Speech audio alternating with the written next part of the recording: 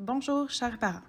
La présentation suivante aura pour but de vous présenter le fonctionnement et les règlements du camp de jour de la Valtrie pour l'été 2022.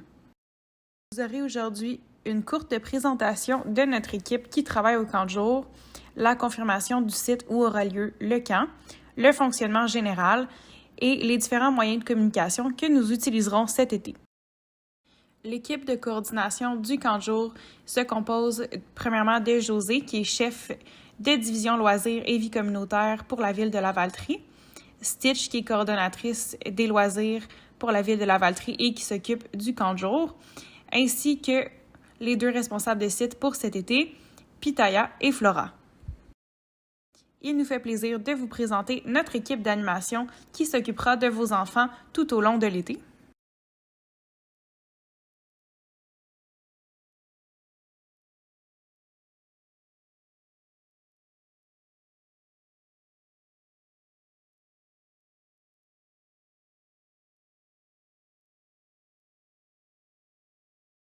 Comme l'été dernier, le camp de jour se déroulera à l'école secondaire de la Rive, située au 60 rue Douaire de Bondy, à la Valtrie. L'horaire des journées cet été sera de 9h à 16h. Aucun enfant ne sera accueilli après 9h10 sur le site du camp de jour et aucun départ ne sera accepté avant 15h30. Pour le service de garde, celui-ci sera à faire de 6h30 à 9h le matin et de 16h à 18h le soir. En cas de retard pour venir chercher votre enfant, donc s'il est passé 18 heures, une pénalité de 5 $ par enfant s'appliquera pour chaque tranche de 15 minutes de retard. L'accueil le matin se fera à la porte qui est située à l'entrée des élèves de l'école secondaire. Une aire d'accueil va être aménagée pour accueillir vos enfants. Lorsque vous arrivez, c'est important que le parent donne la présence de son enfant à la table d'accueil. Il va toujours y avoir des animateurs présents sur place. Aucun parent ne sera admis sur le site du camp de jour, donc il ne sera pas possible de rentrer à l'intérieur de l'école. C'est des animateurs qui vont s'occuper de diriger les enfants le matin. Le départ le soir, lorsque vous venez chercher votre enfant, va se faire à la même porte que le matin, donc à l'entrée des élèves de l'école secondaire.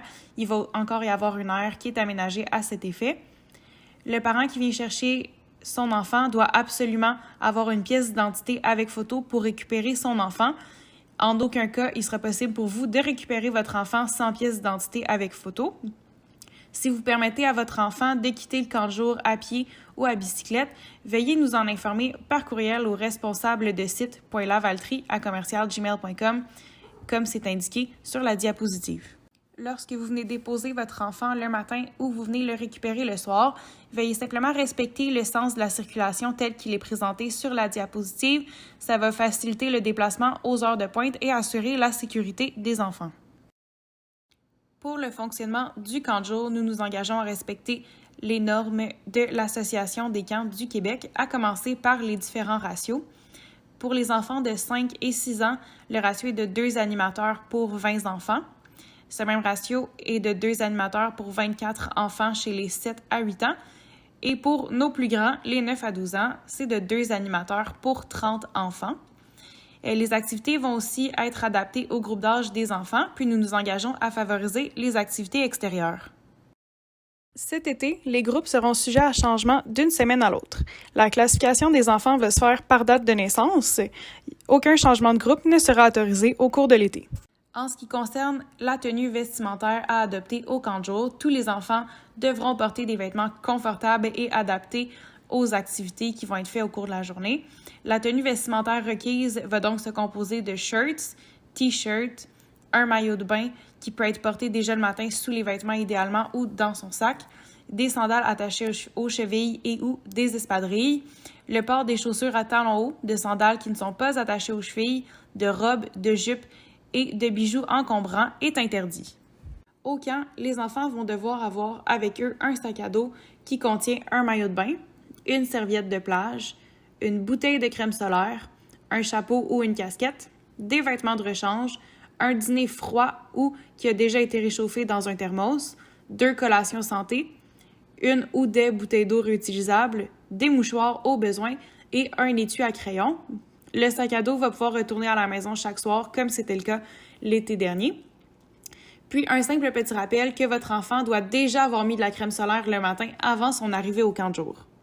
Afin d'avoir de l'énergie toute la journée, nous recommandons de faire des lunchs et des collations équilibrées, incluant tous les groupes alimentaires. Un repas froid ou dans un thermos et des collations ne nécessitant aucune manipulation de la part d'un adulte sont obligatoires. Vous devez donc vous assurer que votre enfant est autonome quant à la gestion de sa boîte à lunch, donc il est capable d'ouvrir tous ses contenants, ses breuvages et ses sacs à collation seul. On vous demande aussi de préparer suffisamment de liquide pour la journée. Votre enfant va pouvoir se réapprovisionner en eau aux différentes fontaines à l'école et au parc au besoin. Par mesure de sécurité et de prévention envers les enfants qui ont des allergies, c'est bien important qu'il n'y ait aucune arachide, noix ou nourriture à base de ces aliments-là dans votre boîte à lunch. Ce ne sera pas toléré sur les activités du camp de jour. Votre enfant ne pourra pas les manger. Puis, un petit rappel que votre enfant n'aura pas accès à un réfrigérateur ni à un micro-ondes sur le site. Vous devez donc prévoir son dîner en conséquence. Cet été, chaque groupe va fréquenter la piscine 2 ou 3 fois par semaine. Un test de nage va être effectué pour tous les enfants. Les enfants qui se font remettre un bracelet sont les enfants autorisés à ne pas mettre de VFI dans la partie peu profonde. C'est donc vraiment important à la maison de ne pas retirer ce bracelet-là. L'accès à la partie profonde de la piscine va dépendre de l'achalandage de la piscine cette journée-là. Si votre enfant doit porter un VFI, il y a 2 options qui s'offrent à vous. La première, c'est d'apporter un VFI qui vient de la maison. Bien important, par exemple, celui-ci doit être identifié au nom de votre enfant. Il peut aussi emprunter un VFI à la piscine. Par contre, le nombre de VFI est limité. Si vous choisissez d'en apporter un qui vient de la maison, comme j'ai dit, faites juste vous assurer qu'il est identifié. Puis, vous avez la possibilité de le laisser au camp de jour toute la semaine ou de le ramener à la maison chaque soir. Nous sommes bien heureux de vous annoncer le retour des sorties cet été au camp. Il va y en avoir 5 qui se déroulent les semaines 2, 3, 4, 5 et 6 du camp de jour. La première, ça va être à Amusement Action Directe. La deuxième, au 45 degrés Nord. La troisième, au Super Aquaclub. La quatrième, au Centre des Sciences. Et la dernière, à Arbrasca. En ce qui concerne le code de vie, vous allez en recevoir une copie par courriel. L'inscription de votre enfant au camp signifie votre adhésion automatique à ce code. En cas de manquement au code de vie, les avertissements s'échelonnent sur 4 paliers.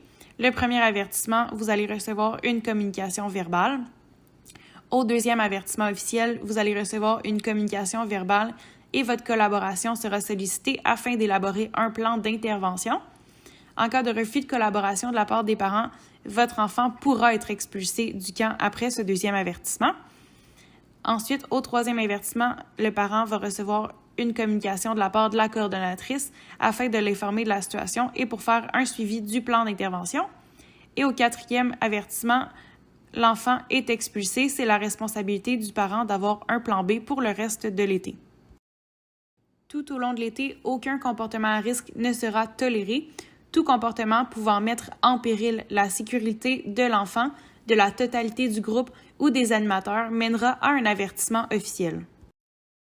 Finalement, en cas de besoin, tout au long de l'été, vous pourrez communiquer avec les différents membres de l'équipe de coordination présentée au début de cette présentation.